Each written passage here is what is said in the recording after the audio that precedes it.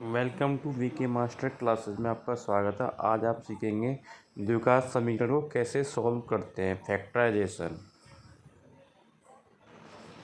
दोस्तों, आज की इस वीडियो में हम लोग इस तरह के प्रश्नों का गुणनखंड ज्ञात करना सीखेंगे। तो यहाँ पे आप लोग पहला प्रश्न देख सकते हैं। हम लोग इसका गुणनखंड करेंगे और इसका गुणनखंड करेंगे। तो मैं आपको पहले ही बता देता हूँ कि जितने भी गुणनखंड वाले सवाल होते हैं वो केवल 4 प्रकार के होते हैं। तो इस वीडियो में हम लोग उन्हीं चारों प्रकारों में से पहले फर्स्ट टाइप के हम लोग गुणनखंड सीखेंगे। ठीक है, यानी कि आपको मैं चारों प्रकार के गुणनखंड सिखाऊंगा, लेकिन हर एक प्रकार के लिए अलग अलग वीडियो आएगा, तभी आप लोग अच्छे से सीख पाएंगे। तो उन्हीं में से ये पहला प्रकार का गुणनखंड है। आप लोग देख ही सकते हैं कि सब प्लस प्लस में है, ये भी प्लस प्लस में है। ठीक है, तो आप लोग इस वीडियो को पूरे अच्छे से समझिएगा, क्योंकि ये अभी पहला प्रकार का गुणनखंड है। तो अगर आप लोग इसे अच्छे से समझ लेते हैं तो फिर जो मैं आगे वाला गुणनखंड बताऊंगा आप लोग उसे भी अच्छे से समझ पाएंगे। और अगर आप कक्षा 8 में पढ़ते हैं या फिर कक्षा 8 से ऊपर वाली क्लास में पढ़ते हैं तो आपको गुणनखंड किसी भी कीमत पे आना ही चाहिए। ठीक है, तो आप लोग अगर अच्छे से समझना चाहते हैं गुणनखंड को तो आप लोग इस वीडियो को शुरू से लेकर अंत तक जरूर देखिए, तभी आपको अच्छे से समझ आ पाएगा। और मैं वीडियो के लास्ट में आपसे एक सवाल भी पूछूंगा। तो चलिए वीडियो शुरू करते हैं। तो देखिए, पहला प्रश्न है 2x² प्लस 7x प्लस 6। तो इसका गुणनखंड करने से पहले हमें सबसे पहला काम क्या करना रहता है। देखिए, इसमें हम लोग सबसे पहला काम क्या करेंगे, जो लास्ट में संख्या दिया है इस संख्या का गुणा हम लोग x² के पहले जो संख्या रहेगा उसमें करेंगे। यानी कि 6 का गुणा हम लोग 2 में करेंगे तो कितना होगा, 6 दूनी 12। यानी कि जब भी आप इस तरह के सवालों का गुणनखंड करेंगे तो लास्ट वाली संख्या का गुणा आप लोग इस वाली संख्या में जरूर करेंगे। सबसे पहला काम यही होता है। तो 6 दूना 12 हो गया। अब ये जो 12 आया है, आपको ऐसी दो संख्या खोजना है, ध्यान से सुनिएगा। आपको ऐसी दो संख्या खोजना है जिनका गुणा करें तो 12 आना चाहिए और उनको जोड़ने पर 7 आना चाहिए। यानी कि अगर लास्ट वाली संख्या के पहले प्लस है तो उन दोनों संख्याओं को जो आप खोजेंगे उनको जोड़ करके 7 आना चाहिए। यानी कि x के पहले जो रहता है वही आना चाहिए यहाँ पे जोड़ करके, क्योंकि प्लस है ना, प्लस का मतलब जोड़ना होता है। तो आप ऐसी दो संख्या खोजिए जिनका गुणा करें तो 12 आ जाए और उन्हीं दोनों संख्याओं को जोड़ने पर 7 आना चाहिए। ठीक है, तो सबसे पहले आपको दोनों संख्या खोजना होगा। तो चलिए खोजते हैं। तो देखिए, 2 छक्का 12 होता है। ठीक है, 2 छक्का 12 होता है। यानी कि हमें दो संख्या मिल चुकी है जिनका गुणा करने पर 12 आएगा। अब हम इनको जोड़ करके देख लेते हैं कि क्या 7 आता है। तो देखिए, 2 में 6 जोड़ेंगे तो ये 8 आता है, 7 नहीं आता। यानी कि जिस संख्या को हम लोग खोज रहे हैं वो संख्या 2 और 6 नहीं है। तो अब हम लोग दूसरी संख्या खोजेंगे।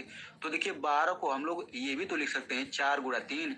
देखिए, 4 में 3 का गुणा करेंगे तो 4 के यहाँ 12 होता है। अब देखिए, 4 में 3 जोड़ेंगे तो 7 भी होता है। यानी कि जिन दोनों संख्याओं को हम लोग खोजना चाहते थे वे दोनों संख्याएं 4 और 3 है। तो चूंकि इनको गुणा करने पर 12 आ गया तो हमने गुणा करके लिख दिया। अब इनको जोड़ने पर 7 भी आता है, इनको हम लोग जोड़ करके भी दिखा देते हैं। तो 4 में 3 जोड़ेंगे तो कितना होगा, 7 होगा। ठीक है, तो हमें इस पहले समीकरण से मतलब नहीं है, हमें ये जो जोड़ वाला समीकरण है ना, हमें इसी से मतलब है।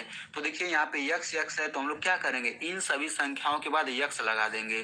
तो ये हो जाएगा 4x प्लस 3x बराबर 7x। यानी कि ये जो समीकरण है ना प्लस वाला, इसी में बस हमने x लगा दिया। आप लोग ध्यान से समझिए, बहुत ही आसान है। तो देखिए, अब हम लोग क्या करेंगे, चूंकि यहाँ पे आप लोग देख सकते हैं कि 7x जो है, अब x का चूंकि सभी में गुणा करेंगे ना तब भी ये दोनों बराबर ही रहेगा। यानी कि 4x में 3x जोड़ेंगे तो ये 7x आता है। अगर आपको इस तरह का जोड़ अच्छे से समझना है तो आप लोग इस वीडियो को देख सकते हैं।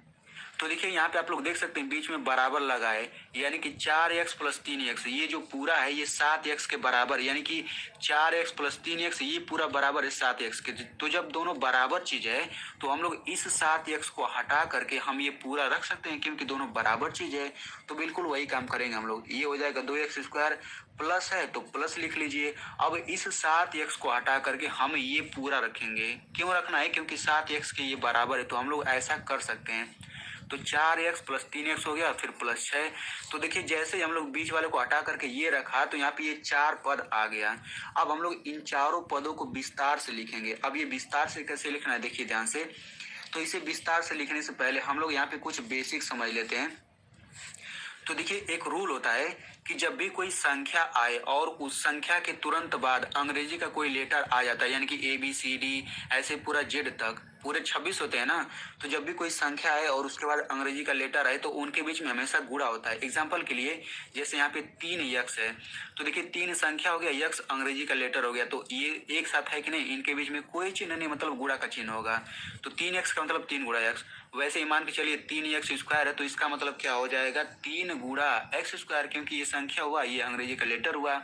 अब यहाँ पे एक रूल और समझ लीजिए कि यक्स स्क्वायर का मतलब क्या होता है, यक्स पर ये 2 घात है ना, तो इसका मतलब होगा यक्स का 2 बार गुणा। यक्स पर 3 घात का मतलब होता है यक्स का हम लोग 3 बार गुणा करेंगे। ठीक है, तो आप लोग इसका मतलब समझते रहिए। तो बिल्कुल इसी तरीके से इसको हम लोग गुणा के रूप में लिख लेते हैं। तो 2 एक्स स्क्वायर का मतलब क्या होगा, 2 गुणा एक्स स्क्वायर होगा, तो एक्स स्क्वायर को हम लोग एक्स गुणा एक्स लिख सकते हैं। तो इसका हम लोग विस्तार रूप इतना लिख दिया। अब यहाँ पे प्लस है तो प्लस लिखिए। अब देखिए 4x को हम क्या लिख सकते हैं, तो देखिए 4x को हम 4 गुणा x लिख सकते हैं, लेकिन हम 4 को 2 गुणा 2 भी तो लिख सकते हैं।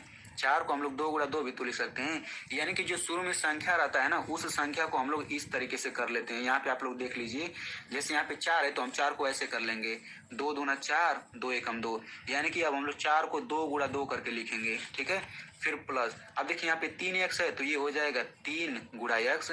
अगर हम लोग 3 को इस तरह से करेंगे तो 3 एक ही बार में कटेगा, तो केवल 3 नहीं आएगा। अब ऐसे ही 6 है तो हम यहाँ पे प्लस लिख लेते हैं। अब 6 को ऐसे कर लेते हैं, तो 6 किससे कटेगा, 2 3 6, 3 एकम 3, यानी कि 6 को हम 2 गुणा 3 लिख सकते हैं, तो यहाँ पे 2 गुणा 3 लिख लीजिए। अब देखिए हमने सभी को विस्तार रूप में लिख लिया। ये आपका पहला पद हो जाएगा, ये दूसरा पद, ये तीसरा पद, ये चौथा पद।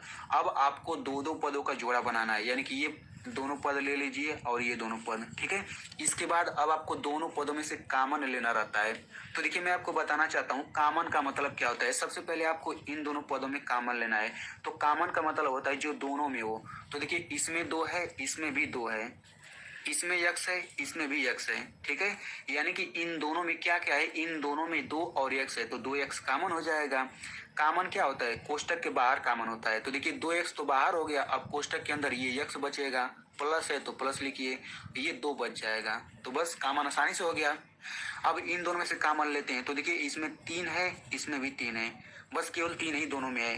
तो यहाँ पे प्लस है तो हम यहाँ पे प्लस लिख लेते हैं, 3 कॉमन है तो 3 लिखिए, फिर कोष्टक लगा दीजिए। अब ये यक्स बच जाएगा, प्लस लिखिए, 2 बच जाएगा। तो बस यहाँ पे आसानी से कॉमन हो गया।